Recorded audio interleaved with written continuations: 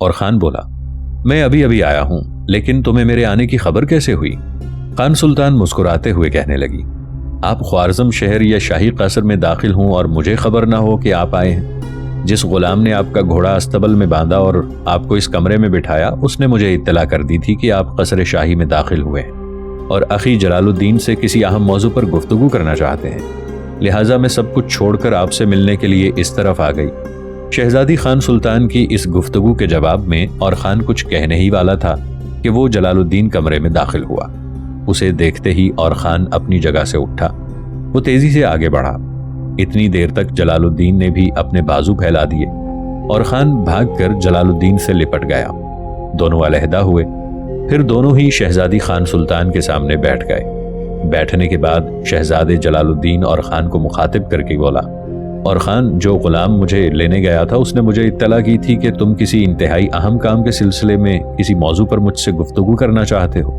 اور خان تھوڑی دیر تک سوچتا رہا، پھر جلال الدین کو مخاطب کر کے بولا جلال الدین میرے بھائی، میں واقعی ایک انتہائی اہم موضوع پر آپ سے گفتگو کرنے کے لیے آیا ہوں۔ مجھے یہ خبر ملی ہے کہ سردار قتلغ خان اترار کے حاکم غیر کے ساتھ مل کر آپ کی بجائے آپ کے بھائی ازلاق سلطان کو ولی عہد بنانے کی سازش کر رہا ہے، اور اس سازش میں آپ کے والد محترم کی والدہ محترمہ ترکان خاتون بھی شامل ہیں۔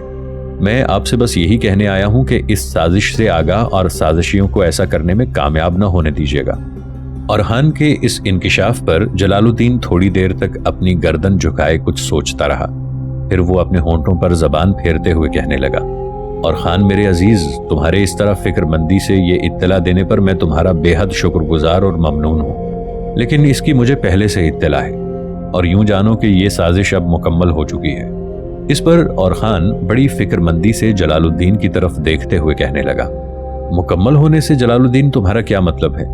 جلال الدین کہنے لگا مطلب یہ ہے کہ والد محترم سلطان علاء الدین نے میری بجائے میرے سوتیلے بھائی ازلاق سلطان کو ولی عہد مقرر کر دیا ہے۔ اور خان نے احتجاجی لہجے میں کہا اور آپ نے ایسا آسانی سے ہو جانے دیا؟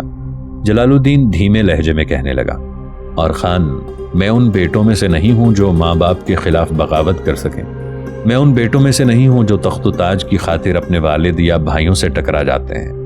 گو میں جانتا ہوں کہ یہ میرے خلاف ایک سازش ہے، اور اس سازش میں میری دادی ترکان خاتون کے علاوہ سردار قتلغ خان اور میرے والد سلطان علاء الدین کا ماموں اترار شہر کا حاکم غیر خان شامل ہیں، لیکن پھر بھی والد کے احترام میں اور خان میں اپنی زبان بند رکھوں گا۔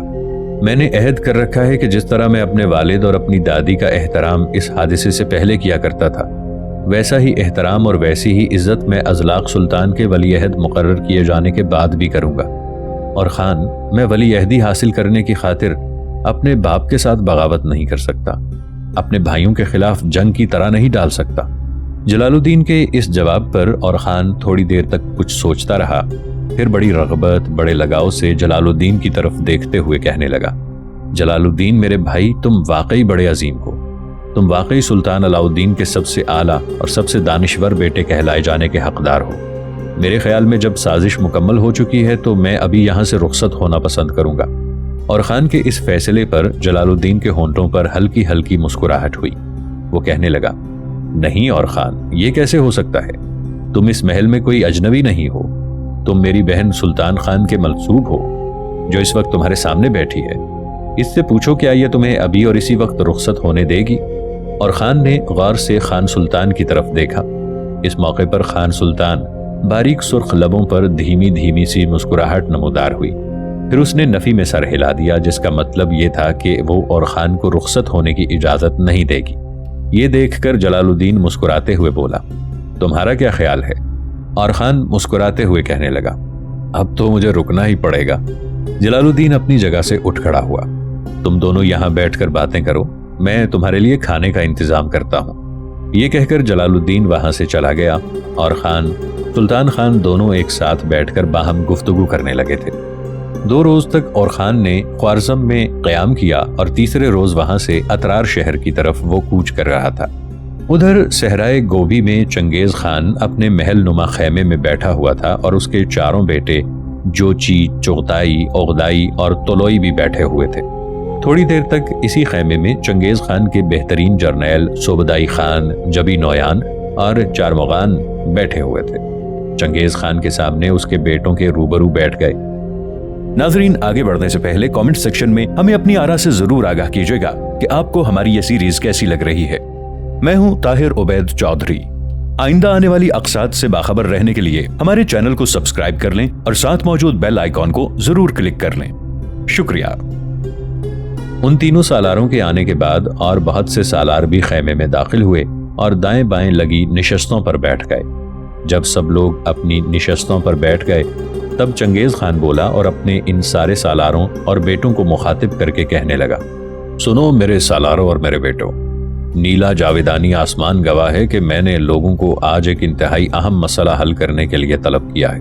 تم لوگ جانتے ہوگے کہ ماضی قریب میں بغداد کے خلیفہ کے علاوہ اور بہت سے حکمرانوں کے قاصد میرے پاس آتے رہے ہیں اور مجھے اس بات کی اطلاع دیتے رہے ہیں کہ مسلمانوں کے سلطان علاؤالدین خوارزم شاہ نے بڑی قوت، بڑی طاقت اور اعلیٰ پائے کی عسکری فوقیت حاصل کر لی ہے۔ انہوں نے مجھے یہ بھی تنبیہ دی تھی کہ آس پاس کے سارے علاقوں اور ریاستوں کو اپنا زیر اور مغلوب کرنے کے بعد یہ خوارزم شاہ کسی روز مغلوں پر حملہ آور ہوگا، لہٰذا مغلوں کو یہ چاہیے کہ پہلے ہی علاؤالدین خوارزم شاہ پر حملہ آور ہو کر اس کی طاقت اور قوت کو توڑ پھوڑ کر رکھ دیں، لیکن میں نے اس پر عمل نہیں کیا، کسی بھی قاصد کی ترغیب کو زیر غور نہیں لایا۔ اب مزید قاصد بغداد کے خلیفہ کی طرف سے گزشتہ دن میرے پاس آئے تھے۔ انہوں نے پھر مجھے ترغیب دی ہے کہ علاؤالدین خوارزم شاہ ایسی قوت حاصل کر چکا ہے کہ وہ کسی بھی وقت صحرائے گوبی کا رخ کر کے ہماری تباہی کا باعث بن سکتا ہے۔ خلیفہ بغداد کے قاصدوں نے مجھے اطلاع دی تھی کہ علاؤالدین خوارزم شاہ کی سلطنت کی شمالی سرحدیں ہماری جنوبی سرحدوں کے ساتھ آن ملی ہیں۔ اس کے علاوہ اب تک علاؤالدین خوارزم شاہ نے اپنی سلطنت کو بڑی تیزی سے پھیلایا ہے۔ اپنے مرکزی شہر سے نکل کر اس علاؤالدین خوارزم شاہ نے تبریز اور تالکان کو زیر کر لیا ہے، اظفر اور سجستان کو مغلوب کیا، پھر اس کی طاقت اور قوت ایسی پھیلی کہ اس نے مکران، کرمان تک کی سرزمینوں کو روند ڈالا۔ اس کے بعد ماورن نہر کو اس نے فتح کر لیا۔ اس کے بعد بھی یہ سلطان چین سے نہیں بیٹھا، بلکہ یہ غزنی، فیروز کو، شاش، فرغانہ، عثمان اور کاشان شہروں پر حملہ آور ہوا۔ ہر شہر کی اس نے اینٹ سے اینٹ بجائی اور اسے اپنی سلطنت میں شامل کر لیا۔ سنو میرے ذی عزت سالاروں، خلیفہ بغداد کے قاصدوں نے مجھے یہ بھی اطلاع دی ہے کہ سلطان علاؤالدین خوارزم شاہ کی شمالی سرحدیں چینی ترکستان تک اور جنوب میں سلطنت قلات تک پھیل چکی ہیں۔ بڑے بڑے اور تجارت کے مرکزی شہر اس کی سلطنت میں شامل ہو چکے ہیں۔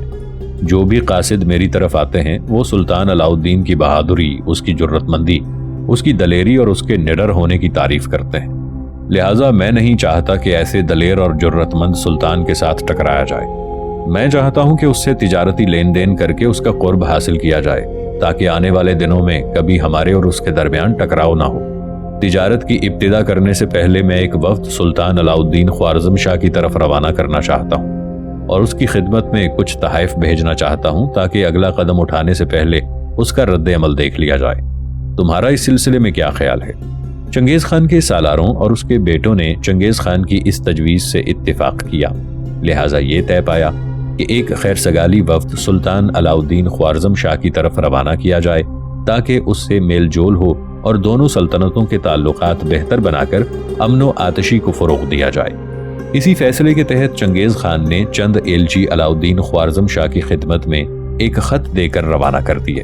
یہ ایلچی سلطان کی خدمت میں حاضر ہوئے۔ چنگیز خان کا خط انہوں نے سلطان کو پیش کیا۔ چنگیز خان نے سلطان کے نام خط میں لکھا تھا، میں نے اس قدر وسیع ممالک فتح کر لیے، میرے زیر فرمان اس قدر جنگجو قبائل ہیں کہ اب مجھے دوسرے ملکوں کو فتح کرنے کی آرزو اور تمنا نہیں ہے۔ اسی طرح تم بھی بہت سے ملکوں پر قابض اور متصرف ہو اور بڑے بادشاہ ہو۔ مناسب یہ ہے کہ ہم دونوں آپس میں محبت اور دوستی کا عہد کریں تاکہ ہر ایک دوسرے کی طرف سے مطمئن رہے اور صلح اور فلاح خلائق میں اطمینان کے ساتھ مصروف ہو جائیں۔ اس خط میں چنگیز خان نے یہ بھی لکھا تھا کہ میں تم کو اپنے بیٹے کی طرح عزیز سمجھوں گا۔ اس خط کو پڑھ کر سلطان خوارزم شاہ نے بظاہر چنگیز خان کے سفیروں کی بڑی خاطر مدارت کی اور دوستی کا عہد نامہ بھی لکھ دیا، مگر خط کے اس آخری لفظ یعنی بیٹے والے فقرے کو اس نے ناپسند کیا اور اپنی تحقیر سمجھا۔ تاہم دونوں مملکتوں میں عہد نامہ ہو گیا اور وہ دونوں ملکوں کے درمیان تجارت کی آزادی کو تسلیم کر لیا گیا۔ جب یہ معاہدہ ہو چکا تو سلطان علاؤالدین خوارزم شاہ نے چنگیز خان کے وفد کے اراکین کو اپنے دربار میں طلب کیا۔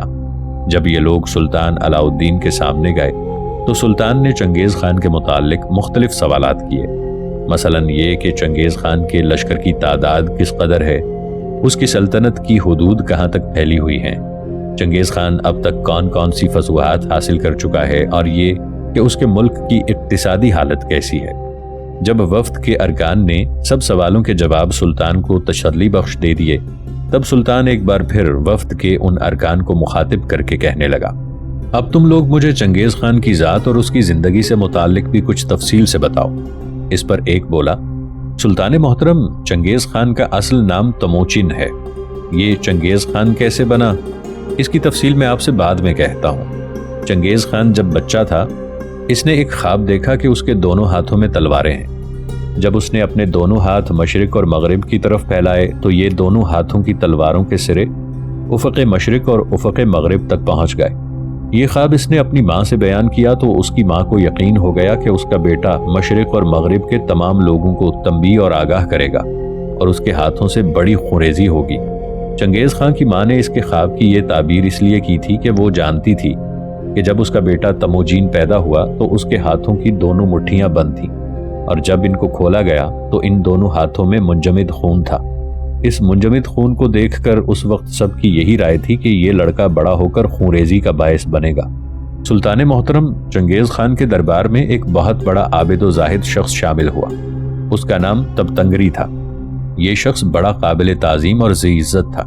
ایک روز یہ تموچین یعنی چنگیز خان کے پاس آیا اور کہا کہ میں نے ایک سرخ آدمی کو جو سرخ لباس میں سرخ گھوڑے پر سوار تھا دیکھا۔ اس نے مجھ سے کہا کہ تموچین سے جا کر کہہ دے کہ وہ آج کے بعد اپنا نام تموچین سے تبدیل کر کے چنگیز خان رکھ لے، اس لیے کہ اس کائنات کے خالق و مالک کا منشا یہی ہے۔ اس نے تب تنگری کی بات کو تسلیم کر لیا اور اپنا نام تموچین سے بدل کر چنگیز خان رکھ لیا۔ سلطان محترم، چنگیز خان خوب طویل القامت اور مضبوط جسم کا شخص ہے۔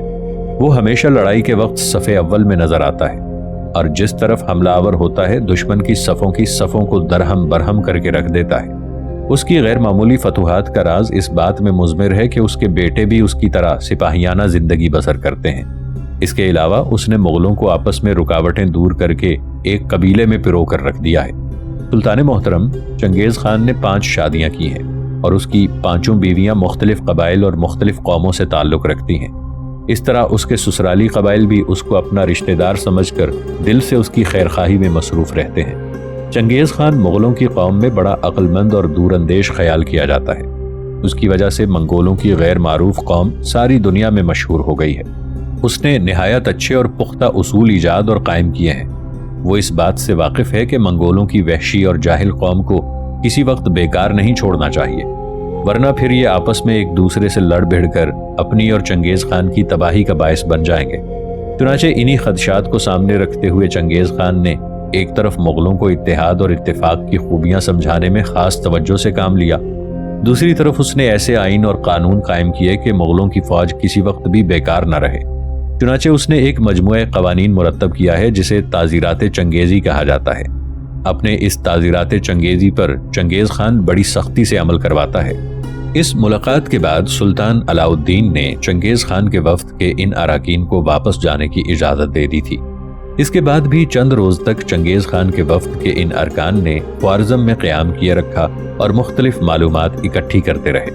ان کے اس قیام کے دوران خوارزم شہر میں یہ افواہیں اڑنے لگیں کہ بظاہر یہ خیر سگالی وفد ہے، لیکن حقیقی طور پر چنگیز خان نے مسلمانوں کی جاسوسی کرنے کے لیے اس وفد کو روانہ کیا ہے۔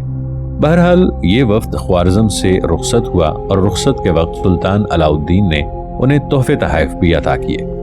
اس وفد کے ارکان جب صحرائے گوبی میں چنگیز خان کے سامنے گئے تو اس نے سلطان علاؤالدین سے متعلق ویسی ہی معلومات حاصل کیں جیسی سلطان علاؤالدین نے چنگیز خان سے متعلق وفد کے ان ارکان سے حاصل کی تھیں۔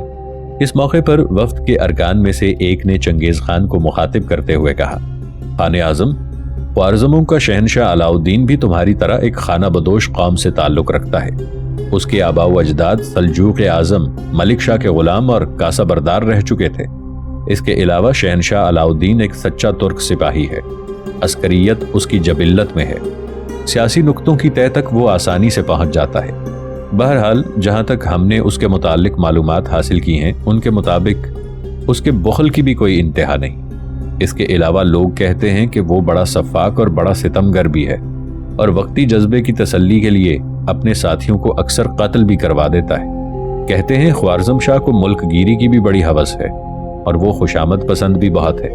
نمازی کے خطاب سے وہ بہت خوش ہوتا ہے، اور اس کے درباری شاعر قصیدوں میں اسے سکندر ثانی کہتے ہیں۔ شہنشاہ خوارزم کے پاس اس وقت 4 لاکھ نبرد آزما فوج ہے، اس میں زیادہ تر خوارزمی شامل ہیں۔ دوسرے قبائل مثلاً سلجوقی اور دیگر قبائل بھی اس کے لشکر میں شامل ہیں۔